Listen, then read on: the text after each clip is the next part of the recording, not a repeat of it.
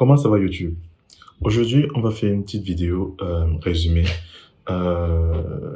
Dernièrement, je demandais dans la chaîne WhatsApp, j'ai fait un petit sondage de la chaîne WhatsApp de ceux qui veulent que je fasse un résumé d'un livre. Parce que depuis un certain temps, je lis un livre par rapport au mariage, notamment Construire un mariage heureux et épanoui du pasteur Ivan Castano.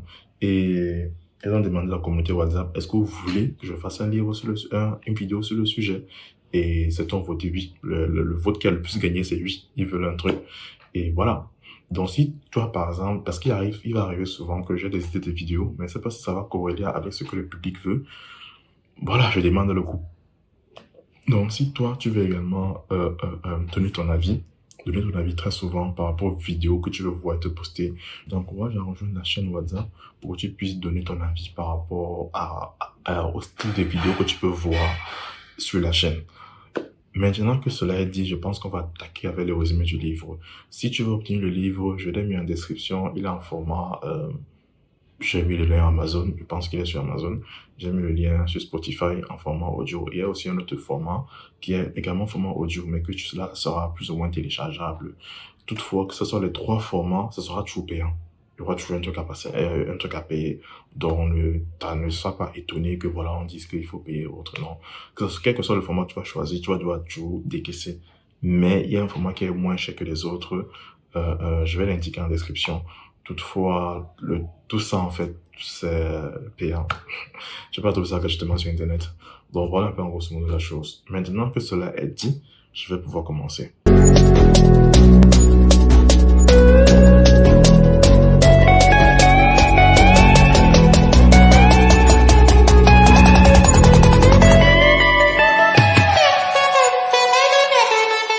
Salut à toi, moi je m'appelle Gaston Técu, je suis entrepreneur et également disciplitrice. Cette chaîne, on parle de business, on parle de foi chrétienne et on parle également d'argent parce que les deux sont compatibles et vont ensemble normalement. Alors si tu es nouveau, je t'exhorte à lâcher un pouce bleu et à t'abonner. Ça fait toujours plaisir de voir t'abonner. Quand tu t'abonnes, choisis l'option toutes les notifications pour être informé de toutes les vidéos que je sors. Si tu en train de faire une recherche pour les procédures pour le Canada, ou bien si tu connais quelqu'un qui veut aller au Canada, immigrer au Canada, que ce soit en tant qu'étudiant, en tant que travailleur qualifié ou en tant que visiteur, touriste, n'hésite pas à aller dans les barres de description pour me contacter, pour qu'on puisse échanger par rapport à ta procédure. Je te donnerai les tips et les astuces parce que j'ai créé une communauté par rapport à ça, une communauté également WhatsApp, que je donne à l'intérieur tous les astuces, tous les tips qu'il faut savoir par rapport à l'immigration au Canada. Donc, je t'encourage à rejoindre. De plus, je fais également du montage vidéo et de la création de sites web. Donc, si tu as besoin d'un montage pour une vidéo et d'un site web, tu peux me contacter pour que je puisse travailler sur ton projet, sur la réalisation de ton idée. Je pense que tout a été dit. Maintenant, on peut aller au vif du sujet. Construire un mariage heureux et durable du pasteur Ivan Castano. En toute honnêteté, c'est un livre très riche. C'est un livre vraiment très riche. Il y avait des choses que je connaissais déjà, d'autres choses que je ne connaissais pas encore. Des choses que j'ai reçu la confirmation de ça. Même au-delà du simple mariage, il y a des choses que quand j'ai vu ça, j'ai dit, ah wow, je savais ça avant, mais je ne savais pas ça En fait, je ne savais pas ça avec une telle profondeur. C'est un peu ça. Et dans cette vidéo, je vais te donner un petit résumé de plus ou moins chaque partie pour que tu puisses toi-même aller lire. Parce que le but, c'est que tu puisses toi-même aller lire. Je ne vais pas te dire tout ce qu'il y a dans le livre, ça ne sera pas utile. Mais je t'encourage à aller en description, prendre un des trois formats pour que tu puisses lire normalement. Parce que vraiment, c'est un livre, tu connais, je recommande à tout le monde qui soit en préparation de mariage, soit même sa culture personnelle en tant que célibataire, parce que voilà, c'est bien de suivre ça en tant que célibataire, c'est toujours mieux que de suivre ça dans le mariage direct.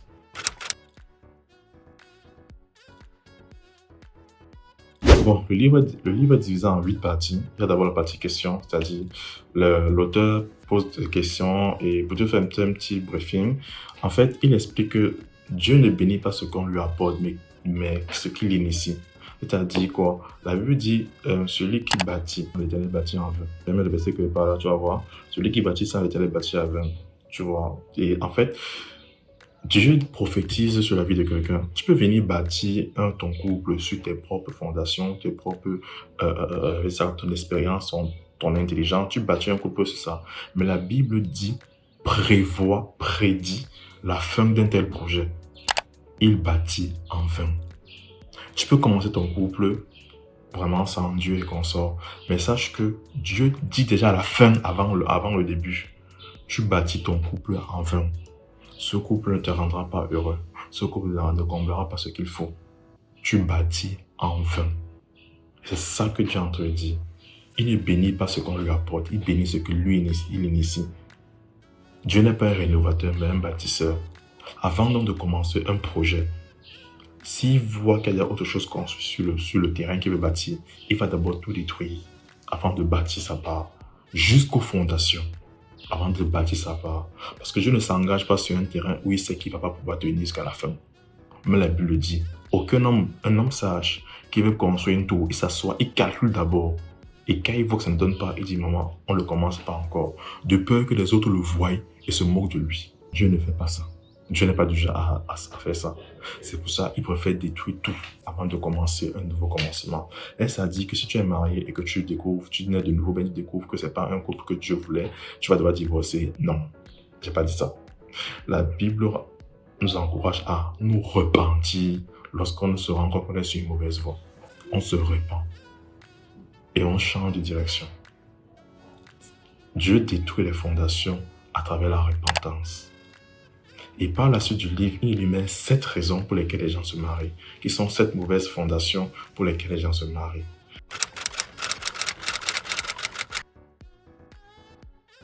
La première mauvaise fondation que l'auteur énumère, c'est se marier pour prouver qu'on a réussi, pour prouver qu'on n'a pas un échec. Quand tu as confiance en toi, tu n'as pas besoin de l'approbation des autres pour montrer que tu es grand ou bien quoi que ce soit. Non, tu n'as pas besoin de cela. Beaucoup de gens se marient et le jour de leur mariage, vous voyez comme je suis marié. Vous avez dit que vous n'êtes pas marié. Vous avez dit que oh, je suis marié. Oh, cette fois je suis marié. Oh, il y a une chanson là, j'ai oublié. C'est avec Daphné. Un truc comme ça. Et c'est plus mais tu elle chante que voilà. Voilà, vous avez dit non. Oh, je suis marié. Parlez encore. Parlez encore. Parlez encore. Parlez encore. T'as compris? Voilà un peu la chose. Et Dieu dit que ce n'est pas une bonne motivation en fait. Te marier pour prouver quelque chose aux gens. On ne se marie pas pour prouver quelque chose aux gens. Parce que la décision que tu vas prendre, parce que ce qu'on ne dit pas souvent, c'est que après ta nouvelle naissance, le choix du conjoint est la deuxième décision la plus capitale pour ta vie. Si tu te maries mal, tu vas pas rater, mais le reste de ta vie sera tellement plus compliqué. Donc, ne fais pas l'erreur sur le choix là. C'est une décision qui mérite réflexion et qui mérite conseiller. La Bible dit, les projets échouent, faute d'assemblée qui délibère. Avant de dire que tu vas épouser quelqu'un, il est préférable de parler, de parler de la chose à des conseillers, à une assemblée qui délibère, pour te dire voilà. On ne va pas faire ça à 3, à 10 000 personnes, non. On a souvent nos intimes qu'on sait que non. Elle ou lui, ils ont un bon témoignage. Donc je voudrais leur présenter la personne avant de concrétiser la fête de mariage aussi. C'est vraiment quelque chose qu'il faut prendre le temps de faire.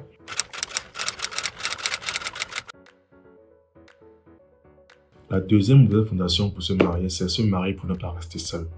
Beaucoup de gens se marient parce qu'ils ne veulent pas rester seuls, ils ne veulent pas continuer à rester seuls. Le célibat les énerve, ils ne sont pas heureux dans le célibat ne les plaît pas. Or, ce qu'on oublie, c'est que, oui, très souvent, on met ce verset en avant. Il n'est pas bon que l'homme soit seul. On dit que non, ce n'est pas bien d'être célibataire, il faut que tu te maries. Parce que Dieu a dit qu'il n'est pas bon que l'homme soit seul. Sans savoir que Adam n'était pas seul parce qu'il était célibataire. C'est parce qu'il n'avait pas de vis-à-vis. Quand il nommait les animaux, il voit que le lion a la lionne, le singe a la guenon, le chat a la chatte, chacun cause, ils ont un vis-à-vis chacun. Mais lui, il rend compte qu'il n'a personne avec qui partager. Il n'a pas d'amis, puisqu'il ne peut pas communiquer avec le lion. Il n'a pas de personne avec qui partager ses fardeaux, puisqu'il n'a personne. Il n'a personne en fait. Et l'auteur fait comprendre que dans sa vie, la solution à la solitude, ce n'est pas le mariage. C'est avoir des gens qui vous sont semblables. C'est avoir des amis qui vous sont semblables. Des amis avec lesquels vous pouvez partager vos réussites et vos échecs, vos challenges, votre quotidien. Avoir des gens semblables, pas de se marier. L'auteur met beaucoup l'accent sur ça. Ève, avant d'être l'épouse d'Adam, c'était une aide. C'était une amie, c'était une confidente. Une confidente.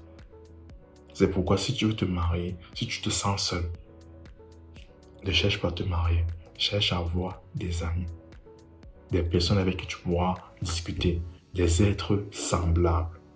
Et dans le livre, il énumère des solutions pour pouvoir sortir de la solitude. Je ne vais pas les énumérer dans la vidéo, sinon ça sera trop long.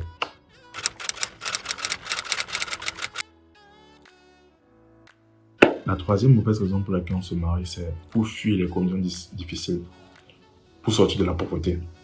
Beaucoup de gens, principalement les sœurs, elles se marient pour fuir les conditions difficiles, pour ne plus être pauvres, entre guillemets. Pour pouvoir se marier avec un homme riche, elles cherchent un homme riche avec qui elles pourront se marier pour avoir la vie de rêve, la vie des réseaux sociaux.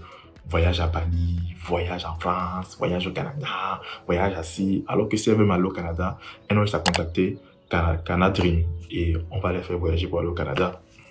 Petit instant de pub. Bref, tu vois un peu. Beaucoup de gens se marient pour fuir la pauvreté.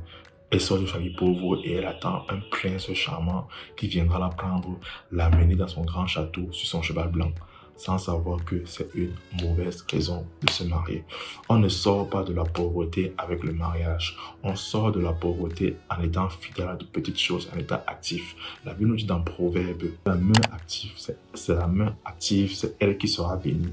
Et on voit encore le cas dans l'exemple de Joseph, de Ruth et plein d'autres personnages de la Bible, où ils sont quittés de la prison à l'élévation au palais. Pourquoi? Parce que ils ont été fidèles en tout ce qu'on leur convainc, en tout ce qu'on leur donnait. Toi qui n'as pas d'argent actuellement, toi qui es pauvre actuellement, le peu qu'on te donne, comment est-ce que tu gères ça? Le peu qu'on te confie, comment est-ce que tu gères ça? Si déjà le peu qu'on te donne, tu ne gères pas bien, pourquoi est-ce qu'on va ajouter? On sort de la pauvreté en étant fidèle à la petite chose, en restant actif et non oisif. Une des choses que je veux vraiment, c'est une vérité biblique qu'on a longtemps cachée. Qu'est-ce que ça signifie être actif? Faire des choses. Essayer de nouvelles choses. Quand tu te lances dans l'entrepreneuriat, il est fort probable que ton premier truc ne marche pas. Il est fort probable que ton premier business ne marche pas. Parce que comme ton premier business va marcher, tu vas laisser. Tu vas dire, ah, ça va. Je ne veux pas que j'entreprenne. Non, on ne laisse pas. On persévère. On garde ce côté-là. On reste toujours actif. On ne reste pas oisif. Et la Bible promet, une telle personne avec des mains qui sont toujours actives finira irrémédiablement par être béni. En étant fidèle, en étant actif, la Bible promet que tu finiras irrémédiablement par être béni. C'est une promesse qui dit, il ne dit pas que tu seras béni parce que tu vas trop prier, non. Parce que tu vas trop aller à l'église, non. Parce que tu seras fidèle, parce que tu seras actif. Et pour être actif, il faut être ingénieux. Dans le sens où quoi? Quand ton projet échoue, qu'est-ce que tu fais? Est-ce que tu es en mode que, ah, j'ai essayé, ça n'a pas marché, on fait comment? C'est la vie. C'est pas la volonté de Dieu. Et tu fais ça. Ou alors tu dis, ok, ça n'a pas marché. Qu'est-ce que je peux faire pour que ça marche? Qu'est-ce que je peux faire d'autre? Tu trouves des solutions pour être actif, pour toujours garder cette flamme-là en fait. Et au fur et à mesure, la Bible promet, si vous ne vous lassez pas de faire le bien, vous en récolterez autant convenable. Autant convenable, tu récolteras les fruits de toute cette activité et cette fidélité-là. On ne se marie pas pour avoir l'argent. On ne se marie pas à cause de son argent. Combien de gens sont mariés avec des gens très riches, mais on finit par divorcer? On peut le voir avec Jeff Bezos. Il a divorcé alors que tu es marié avec l'homme le plus riche du monde. Comment tu fais pour divorcer avec le genre là? Tu vas dire ça, c'est une fille ici là. Elles vont dire que elle est folle la femme là. Comment on fait pour divorcer avec le genre là? On va voir Aliko Dangote. Il a eu 3 mariages qui ont raté. Donc ça arrive à un tel degré que tu es tellement frustré de la relation que tu dis papa, mieux non, reste avec ton argent, je ne vais pas continuer à vivre ma vie normalement. Tu vois un peu? Pour dire qu'on ne se marie pas pour ça.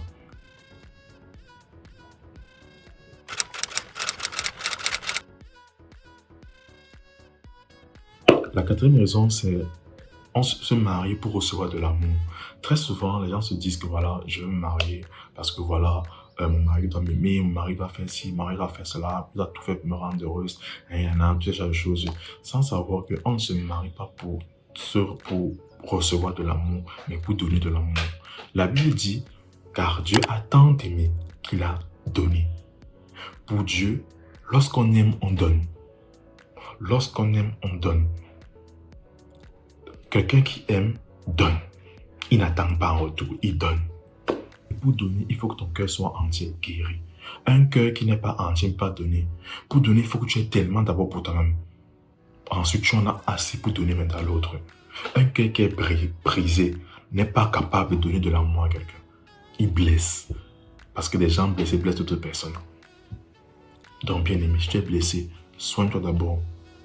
Souvent, des gens veulent que le conjoint leur donne tellement d'amour.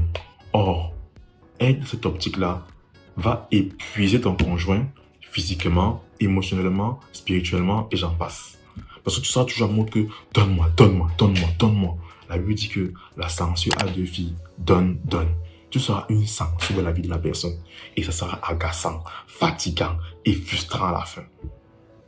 Et voilà comment. Et quand un est frustré, quand dans un couple, un est frustré, il va bien montrer à l'autre qu'il est frustré. Et ça finit par frustrer également l'autre. On ne se marie pas pour recevoir de l'amour, mais pour donner de l'amour. Il va me dire, et moi, je donne après, est-ce qu'il va me donner? Le mariage réussit quand la loi de la réciprocité est employée. Tu peux ne pas être chrétien et avoir un mariage heureux. C'est une possibilité.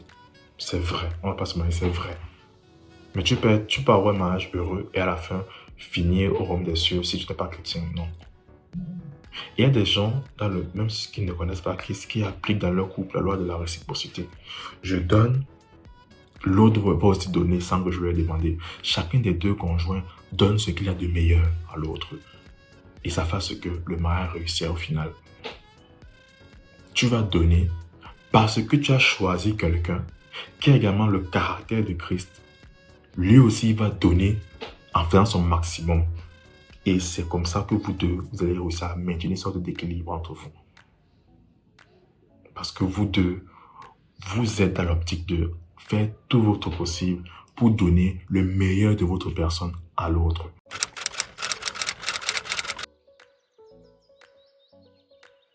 La cinquième mauvaise raison, mauvaise fondation pour se marier, c'est se marier pour être heureux. Beaucoup de gens se marient en espérant que ça va les rendre heureux, en espérant que ça va combler ce vide, cette tristesse qu'ils ont en eux, parce que voilà, ils se sentent seuls. Oui, tu te sens seul, on a vu comment résoudre le problème de la solitude. Souvent, ce n'est pas que tu te sens seul, c'est que tu n'es juste pas heureux en fait. Tu te dis que si je suis marié, je pense que je serai plus heureux, je serai plus épanoui, je serai plus bien en fait. Sans savoir que le bonheur ne se trouve pas dans le mariage. Je vais te dire une vérité. Si maintenant si en tant que célibataire, tu n'es pas heureux ou heureuse, bien aimé, ce n'est pas quand tu vas te marier que tu seras heureux ou heureuse, c'est pas possible. Qu'est-ce qui rend quelqu'un heureux? Quel est le secret du bonheur? C'est une quête que l'homme a tellement cherché pendant des années. Et aujourd'hui, je vais revenir sur ça. C'est quoi le secret du bonheur? Dans le livre, l'auteur parle d'un secret que c'est là depuis la création, mais que beaucoup n'ont pas vu. Lorsque le poisson nage dans l'eau, il est heureux, il est épanoui, il est tranquille à sa vie. Pour lui, il vit sa best life. Lorsque le poisson nage, il fait pourquoi Dieu l'a créé. Et c'est pour ça qu'est-ce qui le rend heureux. C'est ça qui le rend heureux. De la même façon, lorsque Dieu a créé l'homme, qu'est-ce qu'il a dit? Faisons l'homme à notre image, à notre ressemblance. L'homme est heureux lorsqu'il est à l'image de Dieu et lorsqu'il a la ressemblance de Dieu. Qu'est-ce que cela signifie? L'image de Dieu signifie, l'auteur décrit comment ça dans le livre, mais je vais comme essayer un résumé. L'image de Dieu signifie avoir le caractère de Dieu, manifester le fruit de l'esprit décrit dans Galates 5:22, amour, paix, joie, patience, bonté, maîtrise de soi, etc.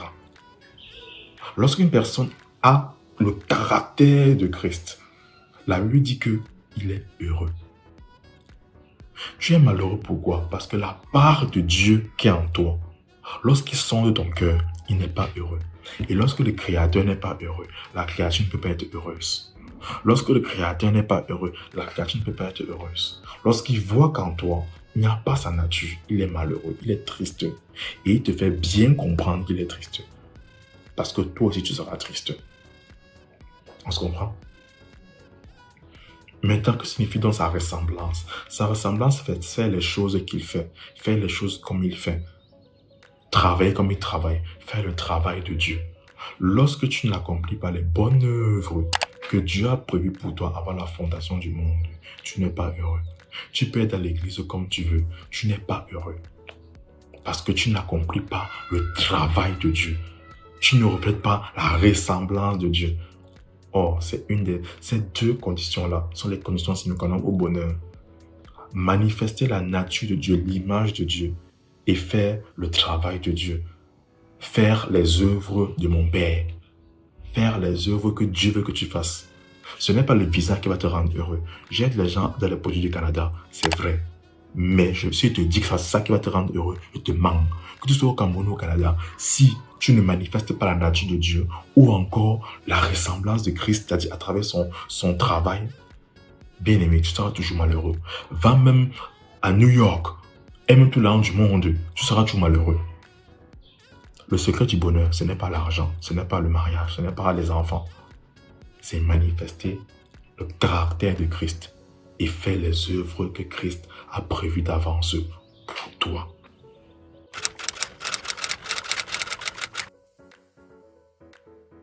La sixième raison, c'est se marier pour le physique et pour le sexe. La Bible nous dit dans Proverbe, la beauté est vanité, le charme est, j'ai oublié la partie du milieu, mais c'est la femme qui est l'éternel qui sera louée.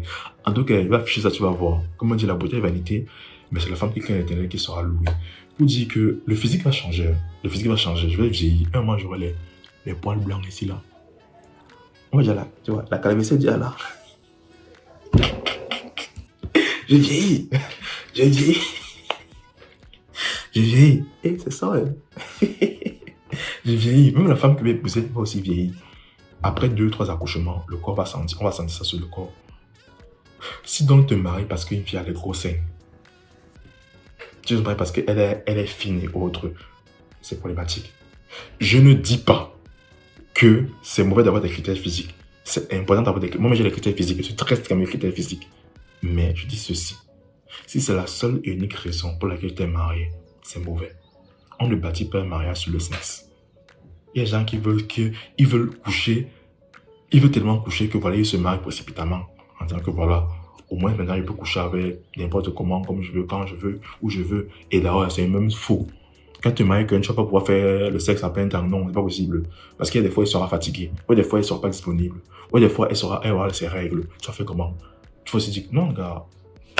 Non. Si tu as forcément besoin de sexe et autres, la Bible parle de la maîtrise de soi. Il faut apprendre à se contrôler pour ne pas le faire.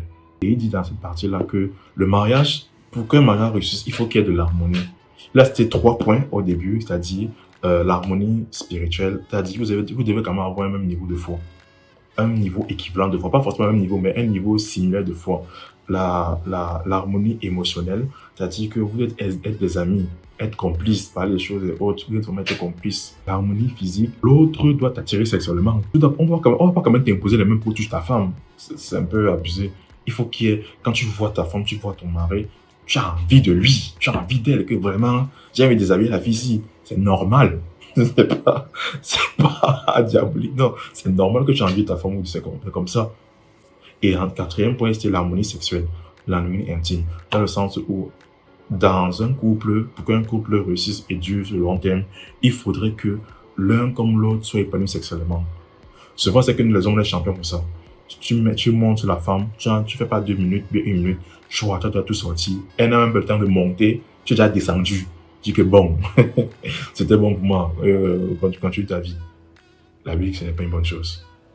Il faudrait que vous ayez cette harmonie-là. Parce que lorsque dans un des points que j'ai cité, un des 4 points qui est cité là, il n'y a pas d'harmonie, ça crée une déception. Et la déception, sur le long terme, crée une frustration. Et si la frustration n'est pas résolue, à partir d'un certain moment, ça va créer ce qu'on appelle l'adultère. L'autre va essayer d'aller voir ailleurs pour trouver la satisfaction qu'il recherche depuis. L'autre va aller voir ailleurs pour rechercher, pour pouvoir obtenir la satisfaction qu'il recherche depuis. Parce que tu n'as pas été capable de le satisfaire. L'adultère n'est pas un truc qui se passe comme ça, non. C'est le résultat d'une déception qui s'est transformée en frustration et qui n'a pas été traitée. Personne, je dis bien personne, qui est totalement heureux et épanoui dans son couple ne va tromper son conjoint. Personne. Généralement, on le fait parce qu'on est frustré, parce qu'on n'est pas épanoui, parce qu'on n'est plus à l'aise. Et parce qu'on ne résout pas cette frustration, ça crée ce qu'on appelle l'adultère. On peut être frustré soit à cause de nous-mêmes, parce qu'on a des blessures intérieures qu'on n'a pas guéries, soit à cause de l'autre, parce que l'autre se comporte de cette façon qui n'est pas agréable. Donc, dans tous les cas, ce n'est pas la faute d'une seule personne, on va dire comme ça. Si l'adultère, c'est principalement la faute de celui qui a commis l'adultère. Là, on ne lui donne en rien l'adultère, mais je dis ceci, c'est également la faute du couple qui n'a pas su résoudre ces frustrations et déceptions-là. De ce que j'ai lu dans le livre. Je te précise. On va dire que tu parles en tant que qui, etc. Donc voilà.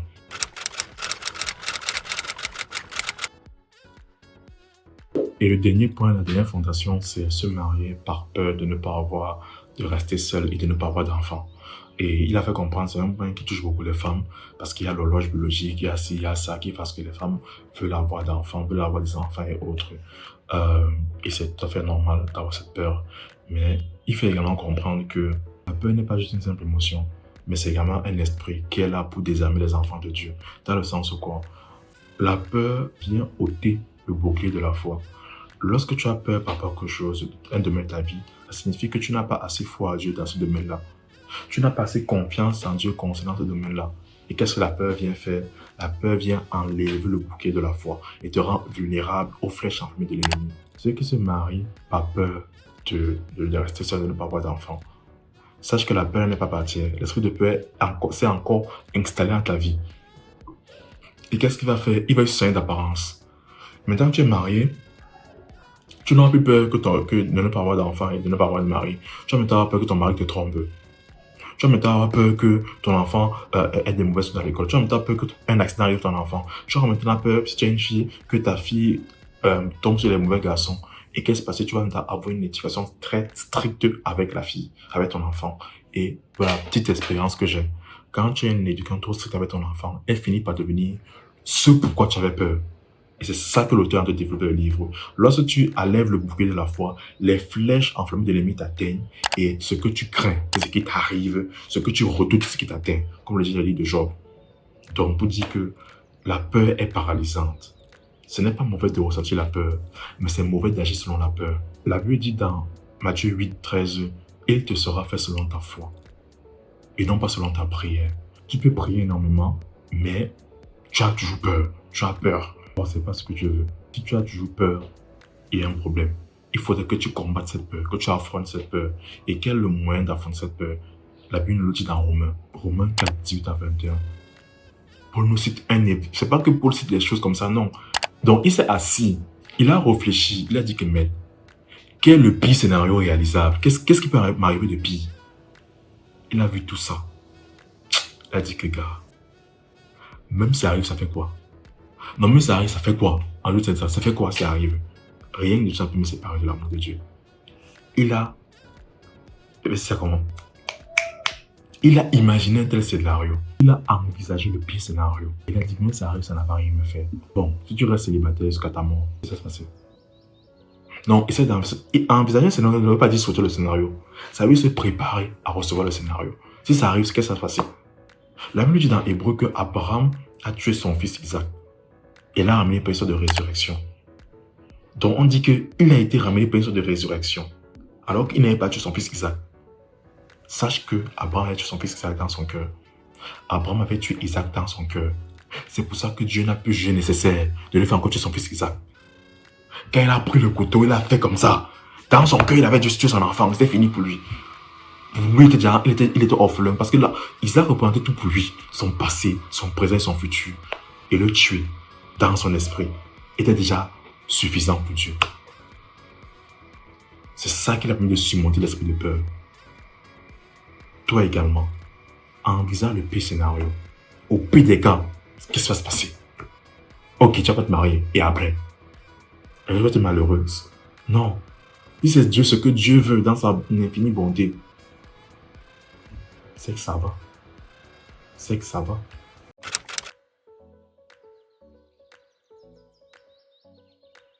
Donc voilà, j'ai fait le résumé du livre. Je crois que c'était un peu long parce que je voulais vraiment détailler certains points qui m'ont marqué.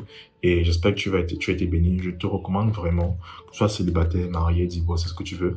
Va dans la description pour vraiment prendre ton livre, pour pouvoir le lire et le comprendre. C'est très édifiant, c'est très bénissant. Et c'est vrai qu'avec les enseignements que j'ai reçus sur le mariage, il y a certains points que je savais déjà, mais d'autres points que je ne savais pas encore. Donc, moi, je te recommande vraiment d'aller dans la description, prendre ton livre. Il y a un point que j'ai pas cité dans la vidéo parce que je veux vraiment que tu découvres le livre par rapport aux hommes qui couchent de gauche à droite. Donc, vraiment, va te me regarder le point là. C'est très intéressant de savoir la puissance que le sperme a dans la vie, dans le sperme de l'homme a. Et comment on peut tuer un homme à cause de son sperme. Parce qu'il l'a baissé à gauche, à droite, baissé par-ci, par-là. Sachez vraiment, les gars, que quand vous couchez avec une fille, que vous éjaculez en elle, quelqu'un d'autre peut venir prendre votre énergie et partir avec. Prendre votre toile et partir avec. C'est un point que je n'ai pas voulu citer la vidéo, mais je vous recommande d'aller dans le livre et de regarder. Je pense peut-être qu'il va rester dans le canal WhatsApp. Donc, si tu veux entendre ce que c'est, je t'exhorte à entrer dans la chaîne WhatsApp pour pouvoir écouter. Parce que c'est un truc qui est assez mystique. Je ne sais pas si tu vas me bloquer sur faire ça, je ne sais pas. Mais c'est un truc assez mystique. Donc, je préfère ne pas le dire sur cette vidéo, mais plutôt dans la chaîne privée WhatsApp. Donc, sur ce, je vous remercie d'avoir suivi la vidéo. J'espère que ça t'a béni. Si ça t'a béni, laisse-moi un commentaire pour que je puisse savoir que ça t'a béni, et un like et abonne-toi. Ça fait toujours plaisir. Sur ce, on se dit à une prochaine vidéo. Allez.